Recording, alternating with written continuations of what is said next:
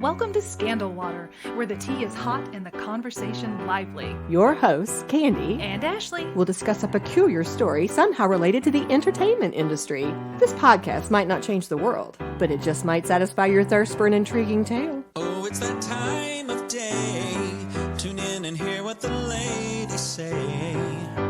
It's time to bend your ear when the silver screen appears.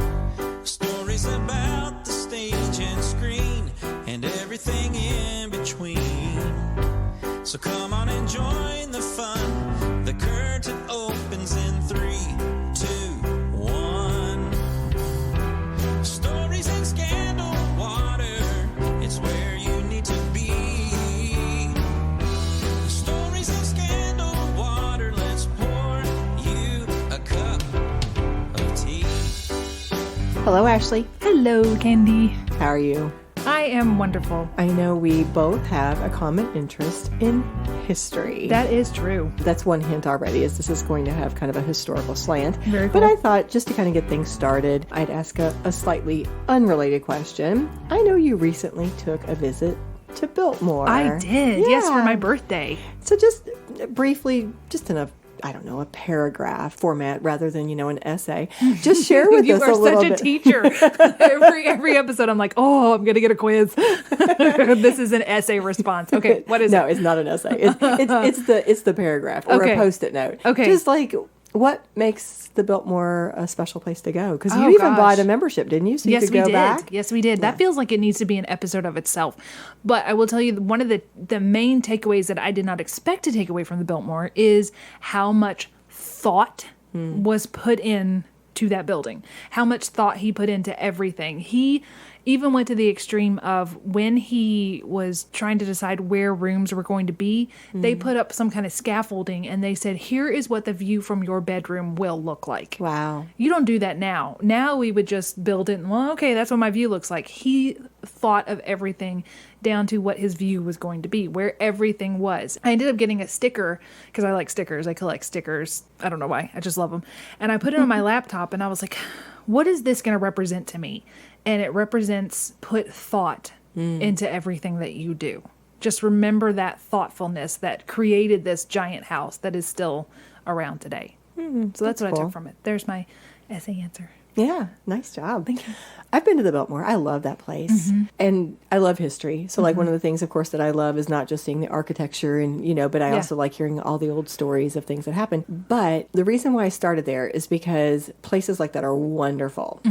But the actual kind of focus of our episode is Colonial Williamsburg, which in my mind is set apart a little bit from other fantastic places like the Biltmore because there's something unique about it, which is the fact that it is set up to be more than a museum type place, more than just kind of an artifact or a site to visit.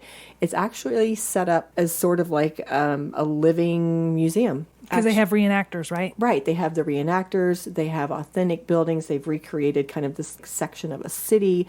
It is meant to be kind of immersive almost. So some people's full-time job is to be reenactors at this Colonial Williamsburg? Yes, I would assume that it would definitely be the full-time job. What are they reenacting? So they've set it up in the city that was a cultural center, a government center, a political, hotbed. And they have all these different homes or buildings. And so some people might pretend to be actual characters who live there, whereas other people might be craftsmen, tradesmen. Other people might kind of dress up and just pretend like they are somebody who might be stationed in that home, whether it would be a servant or whether it would be somebody who lived there, and they just kind of share with you what their life is like. So they talk directly to you? Yes. Okay. Yes. When they reenact, are they the people that are doing daily stuff? Do they have a 20-minute block that they sort of repeat?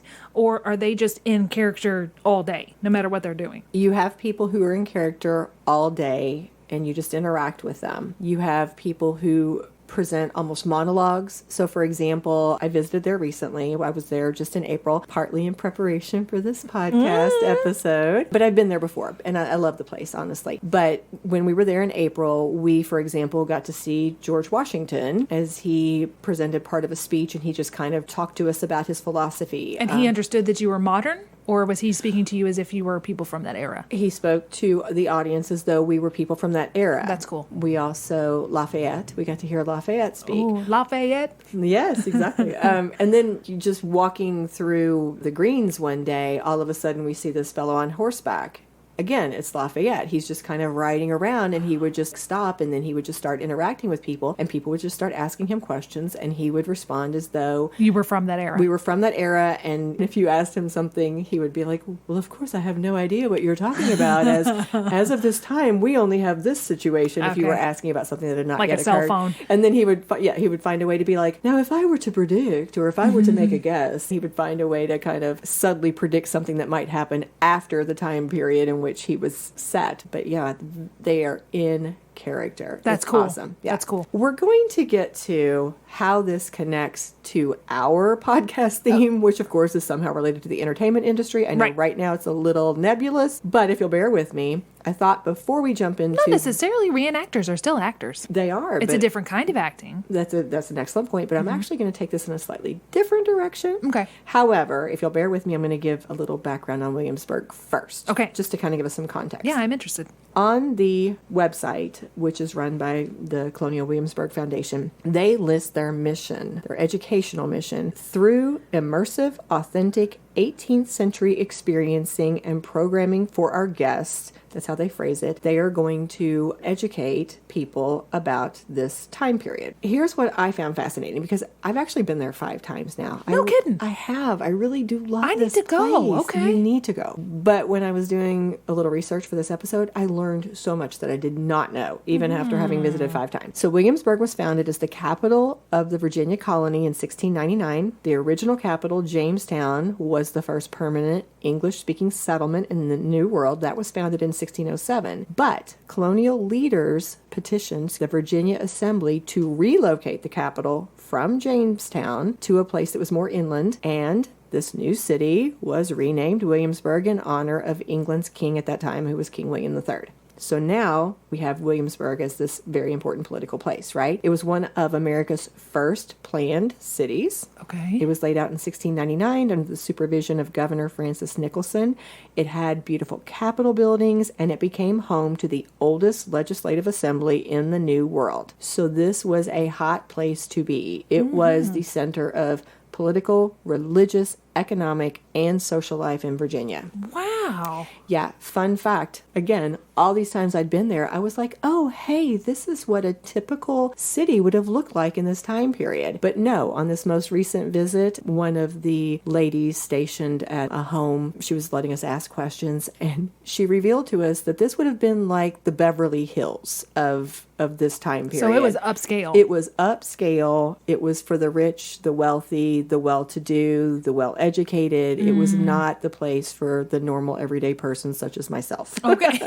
I would not have lived there probably. So I thought that was pretty interesting. With that in mind, thinking about Williamsburg as the center of all this wonderful knowledge and culture, here are a few of the notable facts about it at the time. It is where the College of William and Mary is located. Okay. That was founded in 1693, and it is the second oldest institution of higher learning in the U.S., with Harvard being the oldest. You knew I was going to ask that. I What's the knew it first? I knew it was coming. You're And learning. and in fact, on my tour, when that person said that, I was like, what's the first? Yep. The Sir Christopher Wren building at William Mary is the oldest college building that is still standing in the U.S., Okay. and it is the oldest of the restored public buildings in Williamsburg. Remind me again, when you go to Colonial Williamsburg, what year is it? Well, sometimes the character actors will tell you a different, I think they don't all pick the same year, but that's an excellent question. I'm not sure if I can pinpoint exactly which one it is. If you were saying Washington and Lafayette, that's in the 1700s, right? 1776? Yes.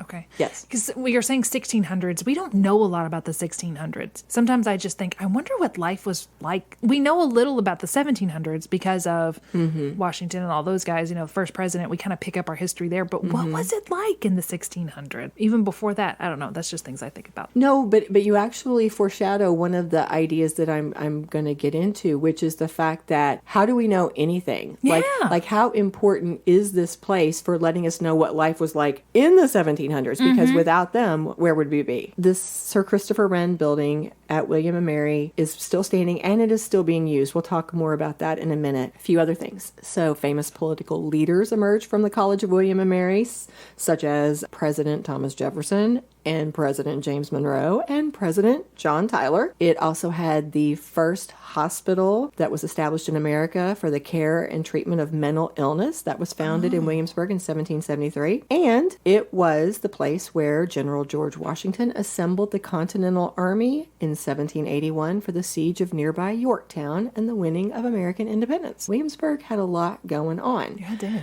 Here's the part that starts getting interesting to me that has some new things. When the capital moved back in 1780 to Richmond, Williamsburg turned back into this little quiet college town in a little rural county seat. They speculate on the government website, when it's kind of overviewing the history of Williamsburg, that the loss of that capital city status may actually be why we are able to have it as Colonial Williamsburg today, because it kind of lost popularity. A lot of those buildings then just remained. Right. When we went to Charleston and took one of the walking tours, he said the fact that they lost the war actually is what preserved Charleston, because they didn't have the money to do any of those repairs. So it kind of got stuck in time. Exactly. In my mind, I just felt like Colonial Williamsburg had just always remained that way. Like, oh, they just captured it and let it stay the way it was. No. Doing this research, and actually when I was in Williamsburg at this last visit, I went and visited some places that I hadn't been before to like kind of look for some of that archival stuff. Super fascinating, because the restoration of Williamsburg actually did not begin until 1926. And by that time, it did not look at all like the way it had looked in Colonial Williamsburg. I mean, we had some gas stations. We had buildings. It had changed. And so what happened was the rector of Bruton Parish Church, the Reverend Dr. W.A.R. Goodwin, he brought to the attention of John D. Rockefeller how important this was to try to preserve it. And so Rockefeller was the one who funded and led this massive reconstruction effort so that we have it the way we see it today. They started the restoration with the purchase of the historic Ludwell Paradise House, and then they just continued to build and build and build, and now we have more than 500 restored and historically preserved buildings today. That includes sheds and... So was it reconstruction or deconstruction? Like, did they rebuild it, or did they take away what it was? I don't know if this makes sense. Like you said, there was gas stations. So did they tear down the gas stations, or were the gas stations in historical quote-unquote buildings, and they just restored that building?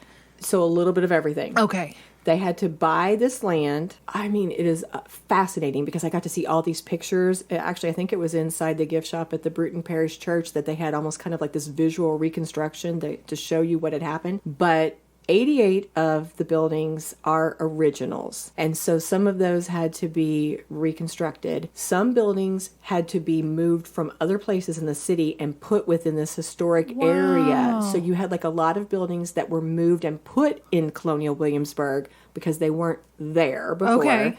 You had other buildings where they did a lot of architecture, and they would look for the foundation. They would look for where certain buildings or sheds or whatever might have been, and then they would try to recreate them. And then they had to get rid of a lot of things that were not supposed to be there. Okay. So there was a lot of, as you said, deconstruction as well. What's cool, you can actually go on their site and you can find this, but there was this fascinating article posted on the Colonial Williamsburg site that explains the role that photography and archaeology played. Here's this little quote. Photographs became a key element in the process of recreating the 18th century town, along with maps, manuscripts, archaeological excavations, and existing architectural evidence. So it talked about how they started putting this call out to all the people around Williamsburg, and they started saying, give us your documentation, give us your pictures, give us anything that's going to help us figure out what it used to look like, where buildings used to be, how things were decorated, what types of artifacts. I mean, they just started pulling everything they could to try to come up with the most authentic reconstruction that they could, including gardens, like down to how would a garden have looked, where would the garden have been located, everything. That's truly amazing.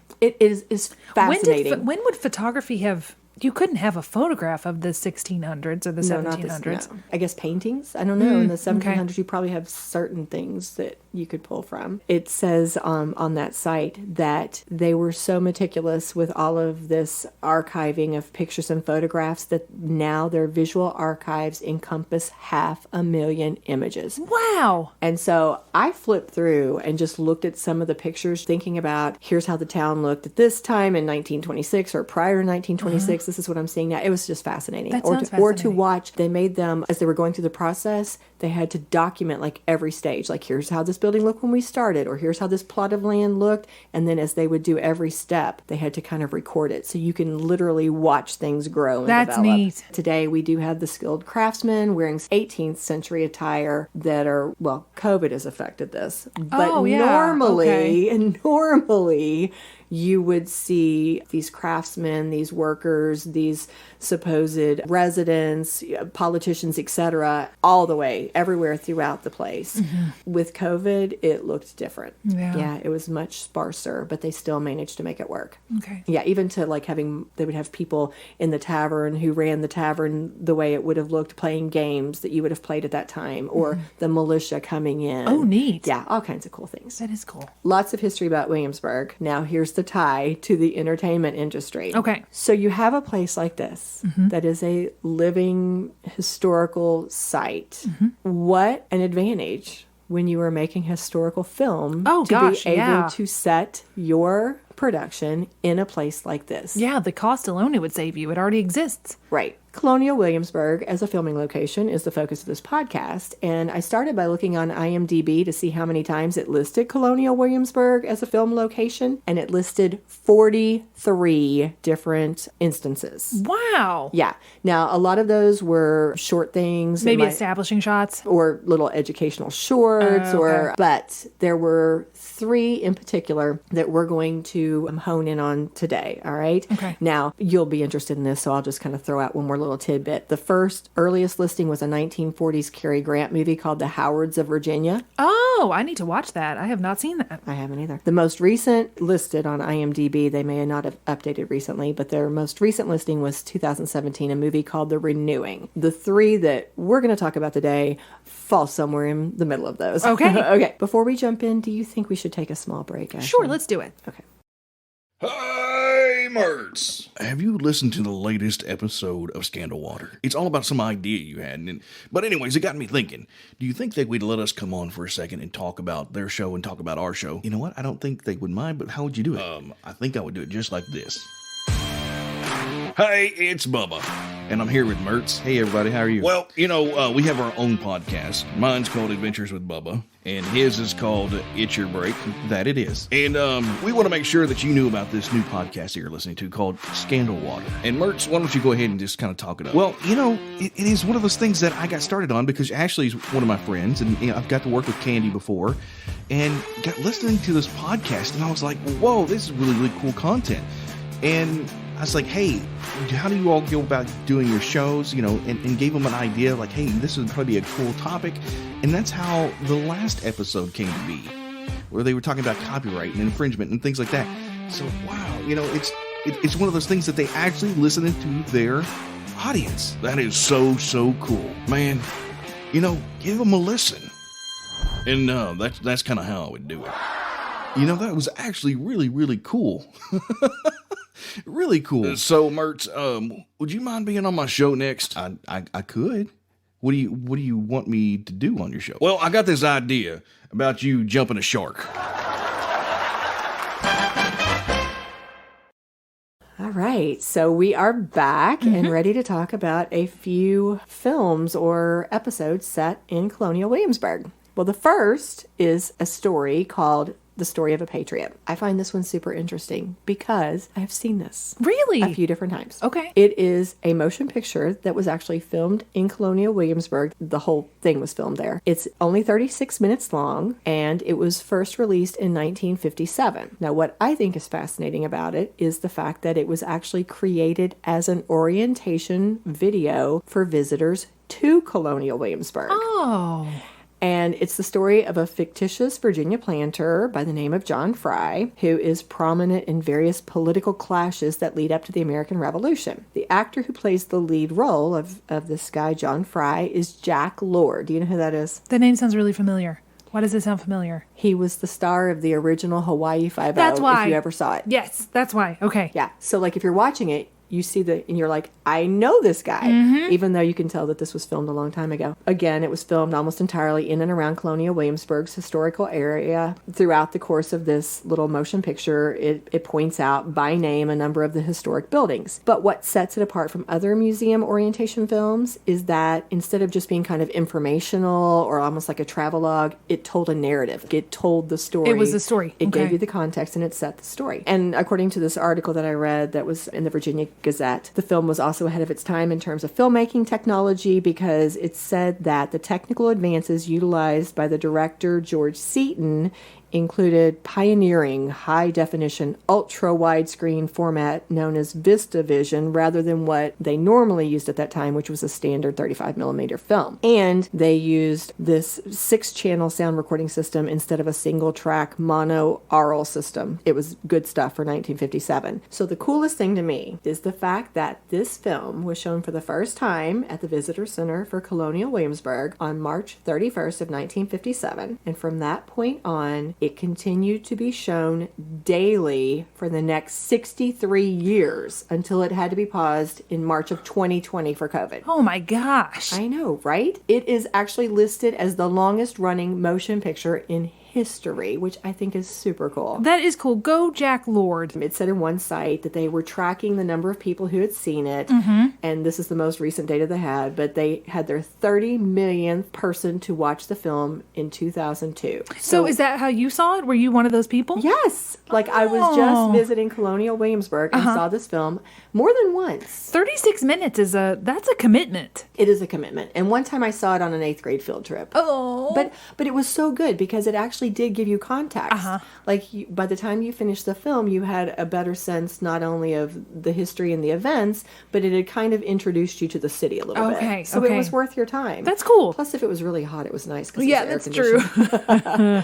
But sadly, I will say that when I was there this past April, I did not get to see it because, I mean, not even the visitor center was open. Oh. Yeah, it was closed down. Here's a cute little story that you're going to enjoy. So it said that in the early decades of the film showing, students from the College of William and Mary would take their little Colonial Williamsburg passes because they're right there on the same campus.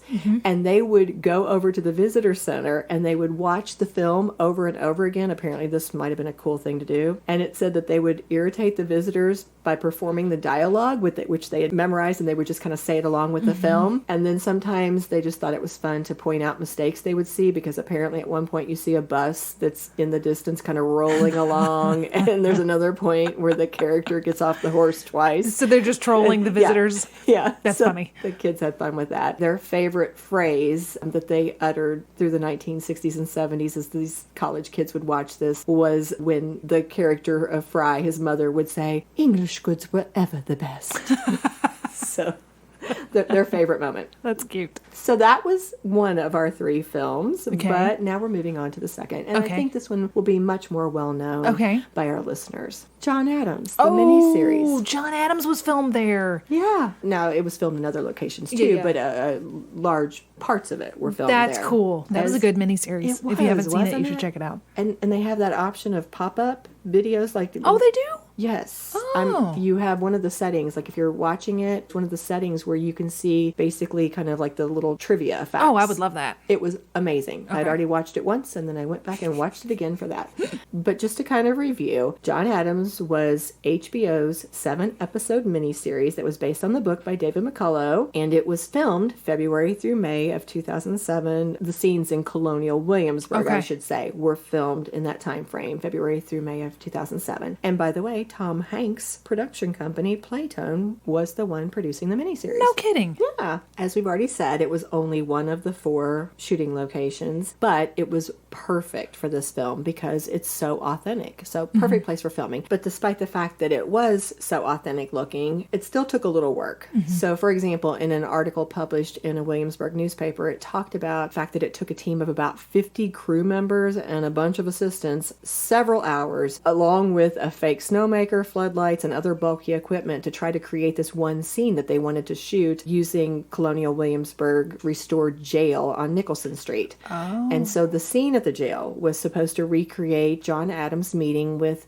imprisoned British soldiers. You remember that? I do. Yeah, after the Boston Massacre in 1770. If you remember in the film, I didn't remember this until the book and the movie reminded me, but Adams, who of course became the second president of the United States, he served as the defense attorney for British officers involved in the Boston Massacre. Yes, he did. I thought that was one of the most dynamic scenes. It was great, wasn't it? Yes, it really was. I learned so much. In this particular scene that they were shooting, they were using the jail's outer yard, and so they had to blast it with fake snow and ice to try to make it look like John Adams' frigid little Boston setup. So just a few other scenes, you'll probably remember these, Ashley. But for one night scene that was supposed to show a town meeting at a church, they shot it in Bruton Parish Church, and they brought in 100 extras. Wow.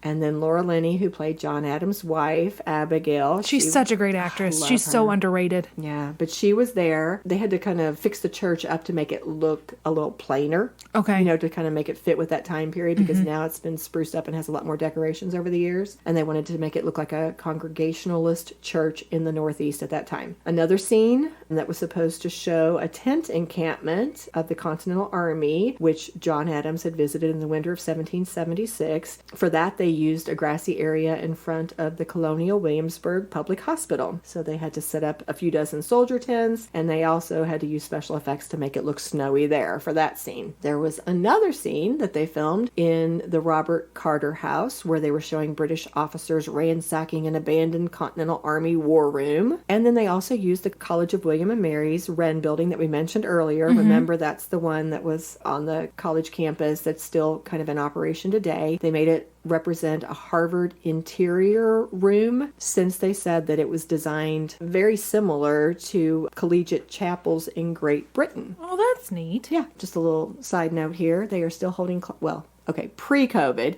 they were still holding classes in that Wren building. So I don't know now what they're doing, but at least up until March of last year, they were still having some classes, and the chapel, at least up through last March, continued to be used for student worship services of various denominations. Very cool. Yeah, and other things too, music recitals and such. And they did a few scenes at the Governor's Palace. Another benefit from filming at Colonial Williamsburg was it provided a nice resource to the filmmakers on historical accuracy, because it talked about how they would sometimes check in with some of the Colonial Williamsburg interpreters or directors who would talk to them about, for example, here is how British soldiers would have bowed and held their feet or conducted themselves during the 18th century. It even has the quote. It said that the interpreter Mark Hutter, one of the Living History Museum's tailors and someone involved in their evening programs at that time, had literally told this guy, watch your feet, make sure your toes are turned inward. It should almost be balletic. How do they know that, though? Lots of research, books,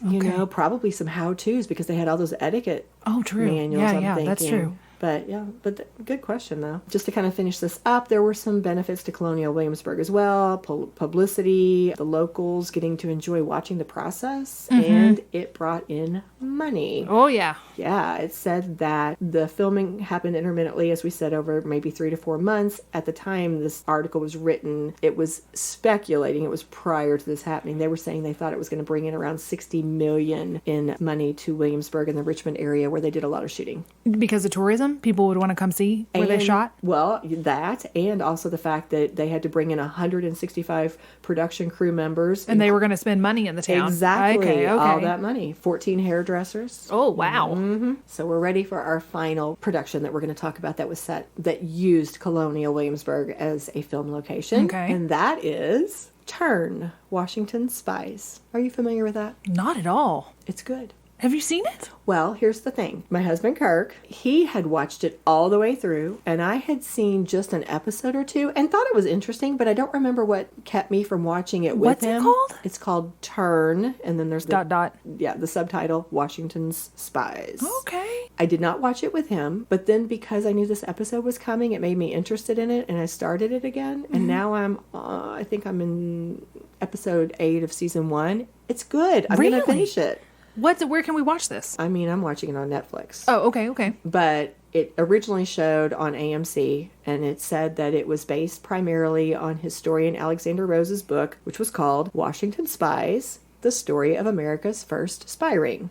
And so here's a summary of the show that I found on Virginia's government website. It says, Turn, Washington Spies, takes viewers into the stirring and treacherous world of the Revolutionary War and introduces Abraham Woodhull, who, after aligning with a group of childhood friends, forms the Culper Ring, America's first spy ring. It really is based on truth. That's very cool. The series ran for 4 seasons from 2014 to 2017, and the scenes that were shot at Colonial Williamsburg were from that final season, season 4. Did they know it was a final season? Is it a full story, or they got canceled? My understanding is they knew going into it. They only wanted to do 4. Yeah, okay, they were going to wrap it up. Yeah. I like that. I do too. Because I had not made it that far, I wanted to know what season 4 was about, and it said in their summary that it picks up the story of this main character, Abraham Woodhull, and his spy compatriots as the action accelerates towards Yorktown, the pivotal 1783 battle in Virginia that tipped the balance and ultimately decided the war. Wow. So that's what season 4 was about, and then we had the scenes that were using the Colonial Williamsburg as the set were from a few of those episodes in season 4. So it talked about the fact that they again used the Christopher Wren building as one of their locations. They used it to appear as the throne ring for King George. And then it also talked about the fact that they used the streets of Colonial Williamsburg to substitute for Philadelphia, as they had a scene where Benedict Arnold and Peggy Shippen, one of the characters that appears in this story, ride through the street. And then they also did a few shots outside the Palace Green and the Governor's Palace. One thing that was kind of cool when I was researching, it mentioned both with the filming of John Adams and Turn that the locals were super excited about this, that a lot of them would show up to watch the filming either because they were hoping to see one of the actors or just because they wanted to see the process. But one of the residents had a nice quote in the Virginia Gazette that I thought was kind of cool. Here's what this lady said. It's always a treat to see Virginia being recognized and used in filming and these kinds of things in productions. Location filming is always better than Hollywood sets, I think. It tells a story that I think a lot of people didn't know about. And so I really liked her quote because it brought me back full circle to where we started this episode, that idea of the fact that because it's immersive, because it's a living history type place, it tells its own story. Yeah. It's a living, breathing thing. That's one of the things, like going even further back to the very top of the episode where you're asking me about Biltmore. Brian loves Disney World, Disney World as a set builder. He loves going there. He loves looking at the sets. And he said that as beautiful as he thinks the sets are in Disney World, you know that it's a facade. And he thought the Biltmore was even more beautiful because it was all real. So I think that's the same kind of thing. When you're on location, there's more of a real feeling than when you're on set because there's just that facade feeling. Yes, 100%. Armchair psychologist. That's taking us into our armchair psychologist question. Okay. So we've said before, the power of stories, right? Narratives and stories are ways that people get engaged. They hook us in, they draw us in, and they also teach us. We learn a lot from stories. And so we've talked about that. The fact that whether we're watching a play or a movie, TV show, whatever, a lot of times we'll kind of base our views of reality on what we see. Like that'll kind of give us ideas of what life is like or what relationships or people are like. So when one of these works is supposed to be grounded in history, how much responsibility do filmmakers have to ensure that they represent the time and the events accurately? Oh, golly. I want to say 100% because you can't lie about history. I can't remember where I read this quote. It actually may have been in a YouTube comment, so I can't tell you who said it other than this YouTuber who heard it from somebody else.